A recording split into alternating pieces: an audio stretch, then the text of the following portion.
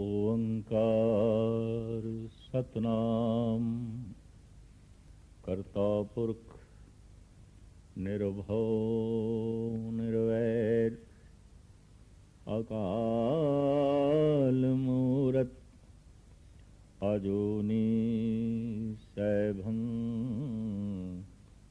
गुरु प्रसाद।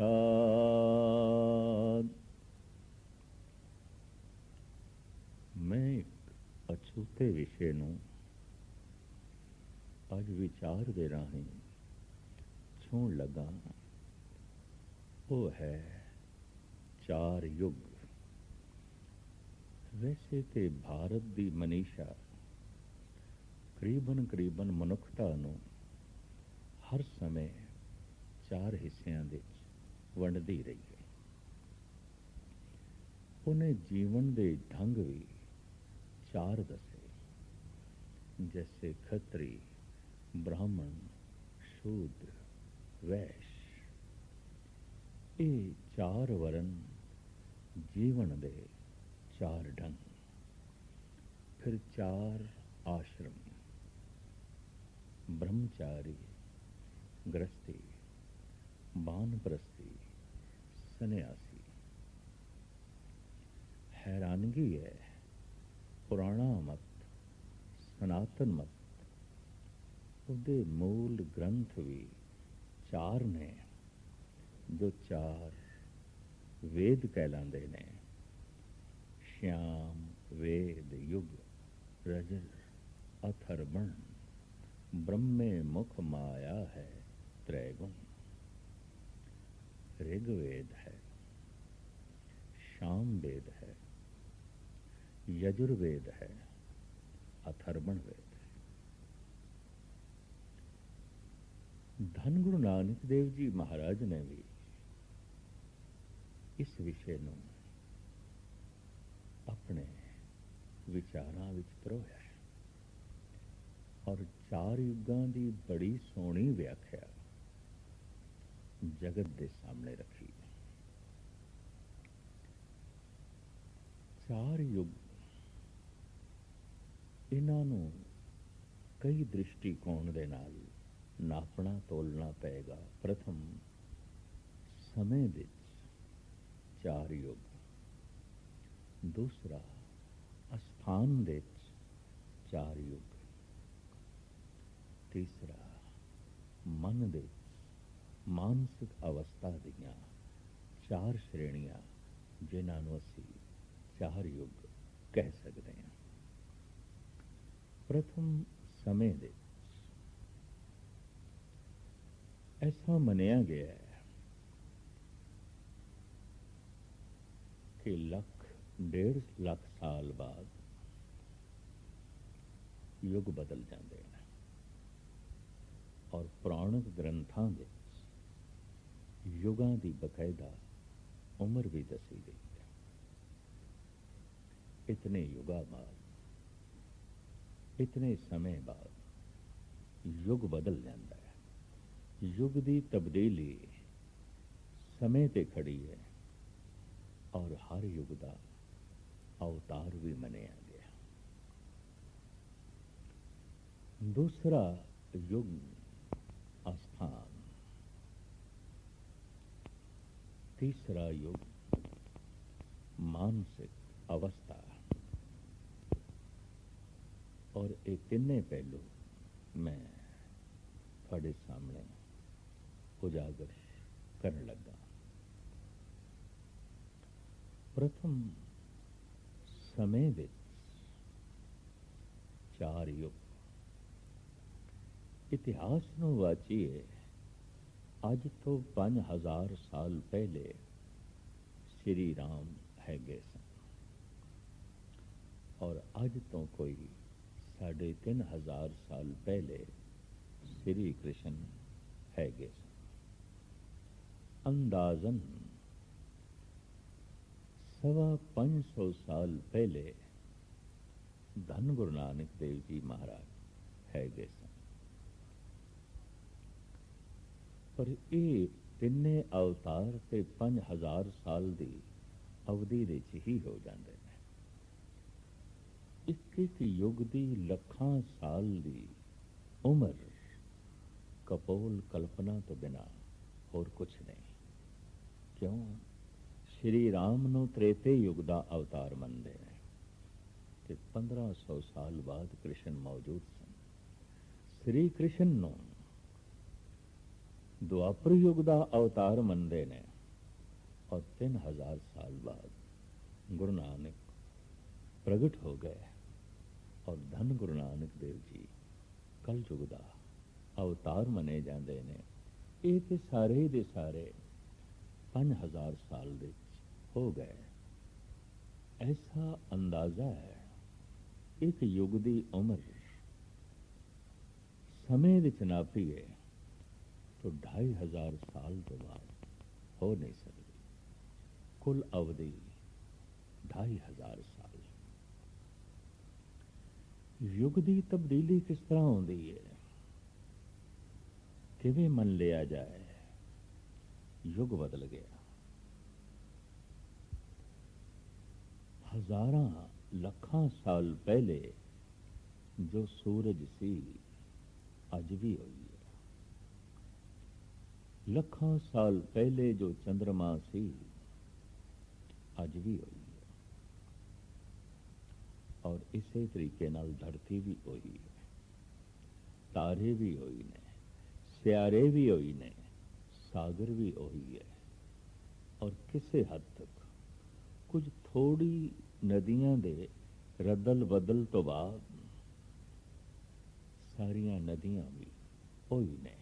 ਪੁਰਾਣੇ ਤੋਂ ਪੁਰਾਣੇ ਇਤਿਹਾਸ ਵਿੱਚ ਗੰਗਾ ਦਾ ਜ਼ਿਕਰ ਹੈ, ਵਗ ਰਹੀ ਹੈ ਅੱਜ ਵੀ। ਪੁਰਾਣੇ ਇਤਿਹਾਸ ਵਿੱਚ ਜਮਨਾ ਦਾ ਜ਼ਿਕਰ ਹੈ, ਨਰਮਦਾ ਦਾ ਜ਼ਿਕਰ ਹੈ, ਵਗ ਰਹੀਆਂ ਨੇ ਅੱਜ ਵੀ। तो जमीन ओही है, दरिया ओही ने, सागर ओही है, सूरज चंद तारे ओही ने। तो इत्थों गल स्पष्ट हो गई, युगां दी तब्दीली मनुख दी तब्दीली ते खड़ी है, ना कि सूरज दे बदलण ते, क्योंकि सूरज ते ओही है, चंद्रमा ते ओही है, सब कुछ ओही है। ते जद सब कुछ ओही है तो फिर ते कोई इको ही युग होना चाहिए नहीं। युगां दी तब्दीली मनुख ते खड़ी है और युगां दी तब्दीली मनुखी सोच ते खड़ी है, विचारधारा ते खड़ी है। या इंज कह लो, युग एक विचार दा नां है, एक मानसिक अवस्था दा नां है। मनुख दे विचार दे बदलदियां संसार बदल जाता है, युग बदल जाता है। अंदाजन 2500 साल तो बाद जीवन शैली बदल जाती है, क्योंकि मनुख दे विचार बदल जाते ने। मनुख एक ऐसा प्राणी है, सब कुछ दे तब्दीली चाहता है। परिवारक ढांचे बदलते रहे ने, राजनीति बदलती रही है, धर्म दे साधन बदलते रहे ने, कर्मकांड बदलता रहा है और इस सब कुछ की तब्दीली विचार की तब्दीली ते खड़ी है। और विचार की तब्दीली नो ही युग की तब्दीली मनते ने।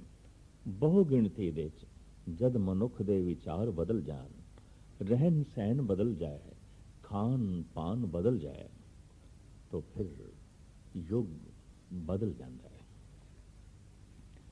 धन गुरु रामदास जी महाराज युगां नूं अपनी बाणी विच जिस ढंग नाल दृश्यमान करते ने, वो इस तरह है। आसा महला चौथा,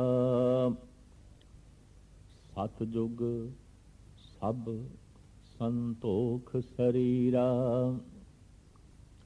सतजुगे सत संतोख शरीरा, पग चारे धर्म ध्यान जियो। मन तन हर गावे, परम सुख पावे, हर हृदय हर गुण ज्ञान जियो। गुण ज्ञान पदार्थ हर हर किरतार्थ शोभा गुरुमुख होई। अंतर बाहर हर प्रभ एको दूजा अवर न कोई। हर हर लिव हर नाम सखाई। हर दरगे पावे मान जियो। सतयुग सत संतोख शरीरा पग चारे धर्म ध्यान जियो। धर्म तख्त ते बैठा सी, तख्त ते चार पैर होंदे ने। धर्म चल रहा सी चार पैरां दे आसरे ते। धन गुरु रामदास जी महाराज फरमांदे ने, सतयुग दे धर्म दे चारें पैर मौजूद सन। सतयुग सत संतोख शरीरा। मनुख के शरीर दे अंदर संतोख सी, सत सी, उच्चा आचरण सी, परोपकारी बिरतियां सन और संतोख सी। मन विच तन विच प्रभु दे गीत सन। संतोखी जिंदगी कल कलेश तो बची हुई सी, लिव प्रभु नाल जुड़ी हुई सी। इस तरह गुरु रामदास जी महाराज सतयुग की व्याख्या करते ने। भौतिक उन्नति भी इतनी नहीं हुई सी, लिहाजा भौतिक रुचियां भी इतनियां उजागर नहीं हुई सन। मनुख अंतर्मुखी सन। शरीर दियां लोड़ां दी पूर्ति हो गई, उस विच संतुष्ट आनंदित सन।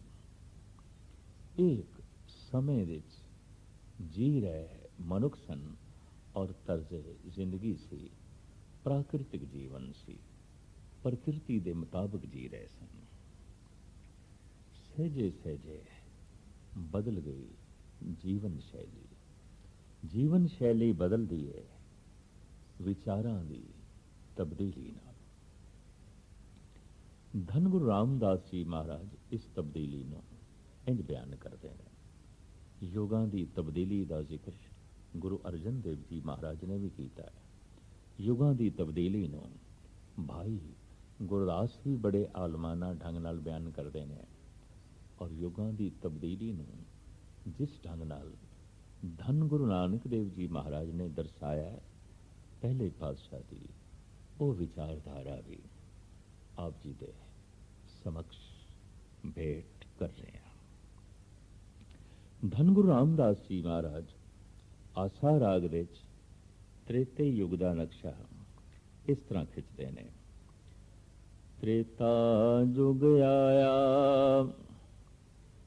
अंतर जोर वधाया। जत संयम करम कमाए जियो। त्रेते विच अहंकार उत्पन्न होया और अहंकार की पूर्ति लई हर मनुख जोरावर होण ते जोर लाण लग पिया। मैं जोरावर हो जावां, शक्तिशाली हो जावां, ताकतवर हो जावां। धार्मिक दुनिया जत सत ते संयम ते व्यर्थ दे कर्म कांड ते खड़ी हो गई। पग चौथा खिसकया त्रै पग टिकया। मन हृदय क्रोध जलाए जियो। प्रभुता चाहिए, शक्ति चाहिए तो विघन तो है गए ने। क्योंकि बहुगिणती दे जद मनुख नूं शक्ति चाहिए, जोरावर होना चाहता है, तो अगे वधण लई कईयां नूं पछाड़ना पेगा। ते कईयां नूं पछाड़ना पेगा तो कईयां नाल हिंसात्मक घटनावां भी घटणगियां। तो फिर क्रोधित होना भी उन्हां दा लाजमी है जिन्हां नूं धक्के मार के पिछे सुटिया गया होवेगा। तो त्रेते विच क्रोध दी अगन प्रज्वलित होई। मन हिरदे क्रोध महाबिसलोद, निरपधावे लड़ दुख पाया।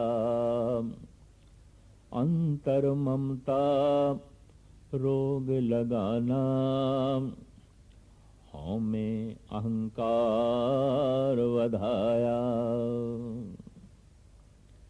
राजे छोटे छोटे रजवाड़े जागीरदार आपस विच लड़न मरण लग पे। मोह ममता भी वध गई, अहंकार भी वध गया, क्रोध भी वध गया। सतगुरुदेव जी महाराज अगां फरमान करते ने, हर हर कृपा धारी मेरे ठाकुर, बिख गुरमुख हर नाम ले जाए जियो। तेता जुग आया अंतर जोर पाया, जत संजम कर्म कमाए जियो। त्रेते युग दे हर मनुख शक्तिशाली होना चाहता है। अहंकार दी जहर वध गई, जिसनों दूर करने वास्ते, इस जहर नूं दूर करने वास्ते सिर्फ प्रभु दा नाम सी। पर इस तो ओले होके लोकी संजम ते जत रख के अपनी शक्ति वधा के दूजियां नूं पछाड़ना चाहते ने और स्वयं शक्तिशाली होना चाहते ने। इस तरह दियां मनोबिरतियां विच त्रेते युग दे जी रहे ने। दुआपुर अगर हुण जिस युग विच असी जी रहे हैं, जिसनों कलयुग कहते हैं, इत्थों गिणती करिए तो दुआपुर दूजापुर, त्रेता तीजापुर और सतयुग चौथा बन जाता है। और ये गिणती ठीक है, त्रेते तो मुराद तीजा, द्वापुर तो मुराद दूजा युग। कलयुग प्रथम मनीए तो सतयुग चौथा बन जाता है। सतयुग नो प्रथम मनीए तो कलयुग चौथा बन जाता है। पर जो प्रचलित गाथा है वो सतयुग, त्रेता, द्वापर ते कलयुग, इस तरह गिणती चल रही है। पर अखरी अर्थ करांगे त्रेते दे तो तीसरा युग, द्वापर दूजा युग, कलयुग ये पहला युग जिस विच असी जी रहे हैं। ये पहला जो लंघ गया, दूजा जो उस तो भी पहले लंघ गया, तीजा और जो उस तो भी पहले सी चौथा। द्वापर, द्वापुर दी रूप रेखा धन गुरु रामदास जी महाराज इस तरह पेश करते हैं। जुग द्वापुर आया भरम भरमाया, हर गोपी कान उपाय जियो। तप तापन तापे जग पुण्य आरंभे, अत क्रिया कर्म कमाए जियो। क्रिया कर्म कमाया पग दोए खिसकाया, दोए पग टिके टिकाए जियो। महाजग जोध बो कीने, महाजग जुद्ध बो कीने, विचों में पचे पचाए जियो। दीन दयाल गुर साध मिलाया, मिल सतगुर मल ले जाए जियो। जुग द्वापुर आया भरम भरम आया, हर गोपी कान उपाय जियो। द्वापर युग दी रूप रेखा धन गुरु रामदास जी महाराज ਬਿਆਨ ਕਰਦੇ ਹੋਇਆ ਕਹਿੰਦੇ ਨੇ, ਜਗਤ ਭਰਮ ਦੇ ਚ ਪੈ ਗਿਆ, ਬੁਲੇਖਿਆਂ ਦੇ ਚ ਪੈ ਗਿਆ, ਗੋਪੀਆਂ ਕਾਨ ਤਰ੍ਹਾਂ ਤਰ੍ਹਾਂ ਦੀਆਂ ਰਾਸ ਲੀਲਾ ਦੇ ਪਸਾਰਿਆਂ ਵਿੱਚ ਪੈ ਗਿਆ। ਤਪ ਤਾਪਨਾ ਆਰੰਭ ਹੋਈ, ਕਰਮ ਕਾਂਡ ਆਰੰਭ ਹੋਏ, ਔਰ ਹੰਕਾਰ ਮਨੁੱਖ ਦਾ ਵੱਧਦਾ ਗਿਆ। ਸਮੇਂ ਦੇ ਗੇੜ ਦੇ ਨਾਲ ਨਾਲ ਅਹੰਕਾਰ ਇਤਨਾ ਚਰਮ ਸੀਮਾ ਤੇ ਪਹੁੰਚਿਆ, ਮਹਾਜਗ ਯੁੱਧ ਬੋਕੀ ਨੇ, ਬੜੇ ਯੁੱਧ ਹੋਏ। ਵਾਕਈ ਦੁਆਪੁਰ ਦੇਸ਼ ਤੇ ਮਹਾਭਾਰਤ ਦੇ ਯੁੱਧ ਨਾਲ ਸਾਰਾ ਭਾਰਤ ਹੀ ਤਬਾਹ ਹੋ ਗਿਆ। ਚੋਟੀ ਦੇ ਸਿਆਣੇ ਮਨੁੱਖ, ਚੋਟੀ ਦੇ ਦਾਰਸ਼ਨਿਕ, ਚੋਟੀ ਦੇ ਵਿਗਿਆਨਕ, ਚੋਟੀ ਦੇ ਧਾਰਮਿਕ ਪੁਰਸ਼ ਸਭ ਨਸ਼ਟ ਹੋ ਗਏ।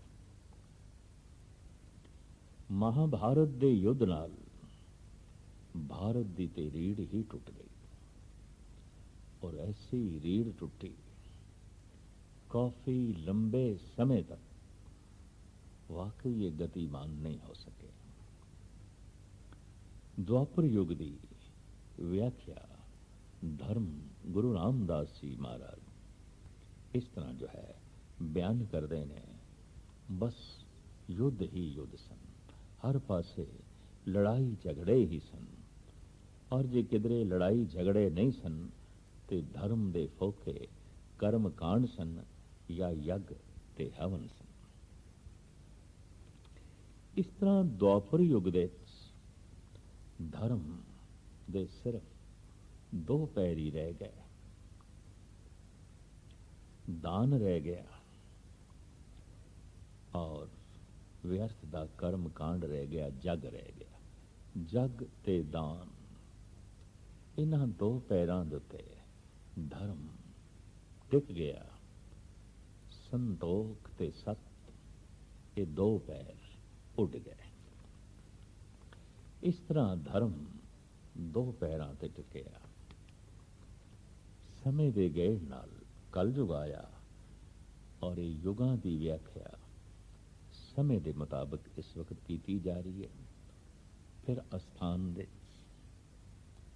ਫਿਰ ਮਾਨਸਿਕ ਅਵਸਥਾ ਦੇ, ਜਿਵੇਂ ਜਿਵੇਂ ਗੁਰਬਾਣੀ ਨੇ ਖੋਲਿਆ, ਮੈਂ ਸੰਗਤ ਤੇ ਸਰੋਤਿਆਂ ਦੇ ਸਾਹਮਣੇ ਰੱਖ ਰਿਹਾ।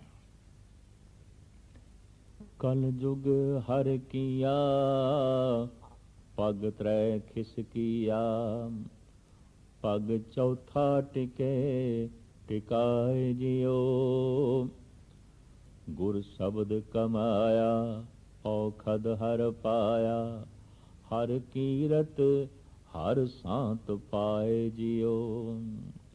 ਹਰ ਕੀਰਤ ਰੁਤ ਆਈ, ਹਰ ਨਾਮ ਵਡਾਈ, ਹਰ ਹਰ ਨਾਮ ਖੇਤ ਜਮਾਇਆ। ਕਲ ਜੁਗ ਬੀਜ ਬੀਜੇ ਬਿਨ ਨਾਵੇਂ, ਸਭ ਲਾਹਾ ਮੂਲ ਗਵਾਇਆ। ਜਨ ਨਾਨਕ ਗੁਰ ਪੂਰਾ ਪਾਇਆ, ਮਨ ਹਿਰਦੇ ਨਾਮ ਲਖਾਏ ਜਿਉ। ਕਲ ਜੁਗ ਹਰ ਕੀਆ, ਪਗ ਤ੍ਰੈ ਖਿਸਕੀਆ, ਪਗ ਚੌਥਾ ਟਿਕੇ ਟਿਕਾਏ ਜਿਉ। ਇੱਕ ਪੈਰ ਰਹਿ ਗਿਆ, ਪ੍ਰਭੂ ਦੀ ਕੀਰਤੀ, ਹਰੀ ਦਾ ਜਸ ਗਾਇਨ ਕਰਨਾ। ਇਸ ਤੇ ਹੀ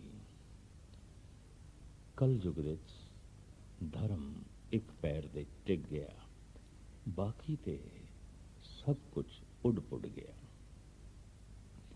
ਕਲ ਯੁਗ ਦੀ ਵਿਆਖਿਆ, ਦੁਆਪੁਰ ਤ੍ਰੇਤੇ ਤੇ ਸਤਯੁਗ ਦੀ ਵਿਆਖਿਆ ਧੰਨ ਗੁਰੂ ਰਾਮਦਾਸ ਜੀ ਮਹਾਰਾਜ ਸਮੇਂ ਦੇ ਰੂਪ ਰੇਖਾ ਵਿੱਚ ਨਾਪ ਤੋਲ ਕੇ ਇਸ ਤਰ੍ਹਾਂ ਜੋ ਹੈ ਬਿਆਨ ਕਰਦੇ ਨੇ, ਔਰ ਆਪਣਾ ਫੈਸਲਾ ਇੰਜ ਦਿੰਦੇ ਨੇ, ਕਲ ਯੁਗ ਬੀਜ ਬੀਜੇ ਬਿਨ ਨਾਵੇਂ, ਸਭ ਲਾਹਾ ਮੂਲ ਗਵਾਇਆ। ਕਲ ਯੁਗ ਦੇ ਵਿੱਚ ਕੋਈ ਵੀ ਬੀਜ ਮਨੁੱਖ ਬੀਜੇ, ਜਤ ਦਾ, ਸਤ ਦਾ, ਕਰਮ ਦਾ, और तरह तरह दे साधनावां दा, लेकिन नाम ना जपे। कल जुग बीज बीजे बिन नावे, सब लाहा मूल गवाया। ऐसा मनुख ते सारा ही नफा ते मूल गवा बैठेगा, क्योंकि मूल ते गल सी प्रभु ਦਾ ਨਾਮ ਉਹ ਤੇ ਜਪਣਾ ਹੀ ਨਹੀਂ, ਔਰ ਇਸ ਤਰੀਕੇ ਦੇ ਨਾਲ ਵਿਅਰਥ ਦੇ ਕਰਮਾਂ ਵਿੱਚ ਫਸ ਕੇ ਰਹਿ ਗਿਆ। ਧੰਨ ਗੁਰੂ ਰਾਮਦਾਸ ਜੀ ਮਹਾਰਾਜ ਨੇ ਸਮੇਂ ਦੀ ਰੂਪ ਰੇਖਾ ਵਿੱਚ ਜੋ ਯੁਗਾਂ ਦਾ ਚਿਤਰਨ ਕੀਤਾ ਉਹ ਇਸ ਤਰ੍ਹਾਂ ਹੈ। ਧੰਨ ਗੁਰੂ ਨਾਨਕ ਦੇਵ ਜੀ ਮਹਾਰਾਜ ਇਸ ਨੂੰ ਆਪਣੇ ਢੰਗ ਨਾਲ ਬਿਆਨ ਕਰਦੇ ਨੇ, ਔਰ ਭਗਤ ਰਵਿਦਾਸ ਜੀ ਮਹਾਰਾਜ ਤੇ ਇੱਥੇ ਤੱਕ ਕਹਿੰਦੇ ਨੇ, ਸਤਜੁਗ ਸਤ ਤ੍ਰੇਤਾ ਜਗੀ, ਦੁਆਪਰ ਪੂਜਾ ਚਾਰ, तीनों जुग तीनों दृढ़े, कल केवल नाम आधार। ठीक तिन्ने युग अपनी थां ते महान होवणगे, पर मौजूदा ये कल युग इस दे ते उधार केवल प्रभु दे नाम ते जप ते खड़ा है। कल केवल नाम आधार। धन गुरु नानक देव जी महाराज इस तरह फरमान करते हैं, सतयुग त्रेता द्वापर भणिए, कल युग उत्तम जुगा माही। ये सब तो श्रेष्ठ युग है, उत्तम युग है, महान युग है।